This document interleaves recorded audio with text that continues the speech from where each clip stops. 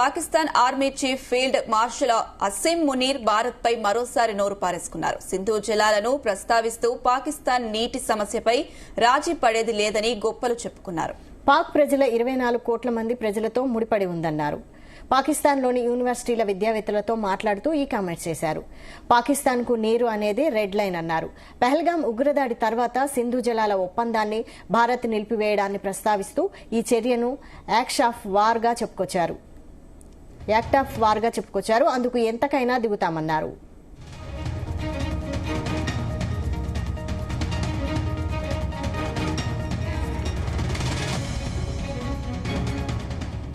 ఇదే అంశంపై మరిన్ని updates chief news coordinator Radhakrishna అందిస్తారు. రాధాకృష్ణ.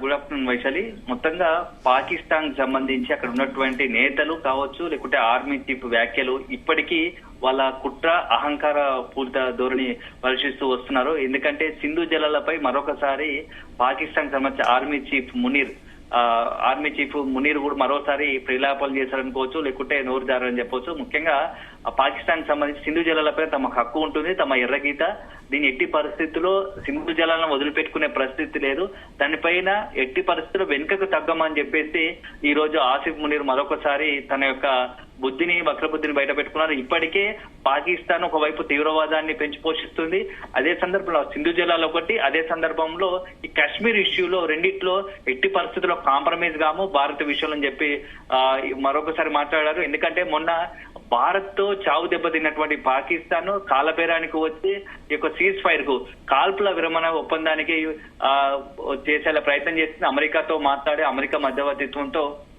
భారత్ చెన్నుగోరి ఈ కాల్పుల విరమణ ఒప్పందానికి మొత్తం ముందుకొచ్చింది. సో ఇప్పటికీ ఒకవైపు ప్రధాని, అక్కడ ఉన్నటువంటి షెహబాజ్ షరీఫ్ ప్రధాని, మేము భారత్ వల్ల ఆపరేషన్ సింధూర్ తర్వాత, అదే సందర్భంలో మొన్నటి ఏదైతే తర్వాత మే 7 తర్వాత జరిగిన పరిణామాల నేపథ్యంలో భారత్ జరిగినటువంటి కౌంటర్ అటాక్ లో మేము తీవ్రంగా నష్టపోయాము, ఆ నష్టాన్ని పూడ్చుకోలేక ప్రయత్నంలో ఉన్నాము, మా యొక్క ఎయిర్ బేస్ అన్ని ధ్వంసమయ్యాయి.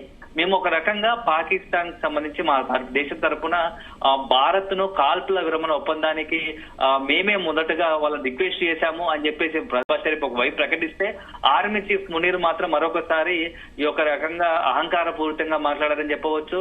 సింధు జలాలు, అదేవిధంగా కాశ్మీర్ అంశం, రెండు విషయాల్లో పాకిస్తాన్ 24 కోట్ల మందికి ఖచ్చితంగా అవి హక్కు, మేము ఖచ్చితంగా వాటి విషయంలో కాంప్రమైజ్ అయ్యే పరిస్థితి లేదని చెప్పేసి మాట్లాడారు. ఎందుకంటే అక్కడ ఉన్నటువంటి పాకిస్తాన్ సంబంధించినటువంటి యూనివర్సిటీకి సంబంధించినటువంటి అక్కడ స్టూడెంట్స్ కావచ్చు, అక్కడ ఉన్న ప్రొఫెసర్ తో మీటింగ్ లో అట్లాంటి వ్యాఖ్యలు చేశారు. సో కాశ్మీర్ గతంలో కూడా ఒకసారి ఆసిఫ్ మునీర్ కాశ్మీర్ పాకిస్తాన్ జీవనాడి అంటూ వ్యాఖ్యలు చేశారు. ఆ తర్వాత కొంత అక్కడ ఉన్నటువంటి తీవ్రవాద సంస్థలకు వాళ్ళు రక్షణ కవచంగా ఉంటూ అక్కడ తీవ్రవాద సంస్థలకు మొత్తంగా కూడా పూర్తి స్థాయిలో బాధ్యత వహిస్తూ భారత్ లో తీవ్రవాదాల అలజడి రేపేందుగా దాడులు తెగబెట్టేట్టుగా ఒక రకంగా పాకిస్తాన్ ఆర్మీ చీఫే సహకరించు వచ్చారు. సో ఈ నేపథ్యంలో మరొకసారి అలాంటి వ్యాఖ్యలు చేశారు. ఎట్టి పరిస్థితుల్లో కాంప్రమైజ్ కావాలని బోమంటూ వ్యాఖ్యలు చేశారు. సింధు జలాలు కావచ్చు, కాశ్మీర్. సో ఇప్పుడు మొన్న ఆపరేషన్ సింధు తర్వాత పాకిస్తాన్ లో తీవ్రవాదులకు సంబంధించినటువంటి పూర్తి స్థాయిలో శిబిరాల ధ్వంసం చేయడము, అదే విధంగా సింధు జలాలకు సంబంధించినటువంటి రెస్ట్రిక్షన్స్ పెట్టాము. ఈ నేపథ్యంలో పాకిస్తాన్ అంతా కూడా కకావికలం అవుతా ఉంది. ఒకవైపు నీటి సంక్షోభం, తాగునీరు లేక నీటి కొరత తీవ్ర ఇబ్బందులు పడుతూ ఉంది. సో ఆర్థికంగా సతమతం అవుతా ఉంది, ఆర్థిక సంక్షోభం, ఒకవైపు రాజకీయంగా సంక్షోభం, మరోవైపు బెలూచిస్తాన్ ప్రత్యేక దేశం కావాలంటూ సింధు వాటర్ ఉన్నటువంటి పంజాబ్ ప్రావిన్స్ కూడా తమని ప్రత్యేకంగా సింధు దేశంగా గుర్తించాలని చెప్పేసి ఒకవైపు ఆందోళన నిర్వహిస్తున్నారు. కరాచీలో తమకు నీరు రావడం లేదు, ఇక్కడ మొత్తంగా కూడా పాలన అస్తవ్యస్తంగా ఉంది, మా పాలన అక్కడ ఉన్నటువంటి నాయకత్వాన్ని ప్రశ్నిస్తున్నారు, ఆందోళన దిగుతున్నారు, లూటీలకు దిగుతున్నారు. మొత్తంగా కూడా పాకిస్తాన్ లో ఒక రకమైన సంక్షోభం ఉంది. ఇవన్నీ వదిలి ఈ మొత్తంగా కూడా ఏదైతే తీవ్రవాదుల వల్ల ఎంత నష్టపోతున్నామో దేశం 24 కోట్ల మంది ప్రజల యొక్క మొత్తాన్ని కూడా ఇబ్బంది పెడుతూ తీవ్రవాదాన్ని పెంచిపోతున్న పాకిస్తాన్ సంబంధించినటువంటి ఆర్మీ చీఫ్ కావచ్చు, అదేవిధంగా అక్కడ ఉన్నటువంటి ప్రధాని షెహబాజ్ షరీఫ్ వాళ్ళిద్దరి మాత్రం అహంకార పూరితంగా వాళ్ళ ధోరణిలో మాత్రం ఏమాత్రం మార్పు రావడం లేదు. ఇప్పటికే భారత్ తో మొన్న జరిగినటువంటి దాడిలో పూర్తి స్థాయిలో హ్యాండ్స్ అప్ చేతులు ఎత్తేశారు, అయినా ఇప్పటికీ వాళ్ళ బుద్ధి మారడం లేదు. మరొకసారి సింధు జలాల విషయంలో కావచ్చు, అదే సందర్భంలో కాశ్మీర్ విషయంలో మాత్రం నోరు జారుతూ వస్తున్నారు, నోటికి మాత్రం హద్దు లేకుండా పోతుంది. సో ఇవన్నీ గమనించినటువంటి భారత్ కూడా కొంత అలర్ట్ అవుతా ఉంది. ఎందుకంటే గత 2-3 రోజులుగా చూసుకుంటే పాకిస్తాన్ ఏదో కవ్వింపు చర్యలకు పాల్పడే అవకాశం ఉన్నట్టుగా గ్రహించినటువంటి ఆర్మీ కూడా మొత్తంగా కూడా సరిహద్దు రాష్ట్రాల్లో మరోసారి భద్రతను కట్టుదిట్టం చేశాయి. మాక్ డ్రిల్స్ నిర్వహిస్తున్నారు.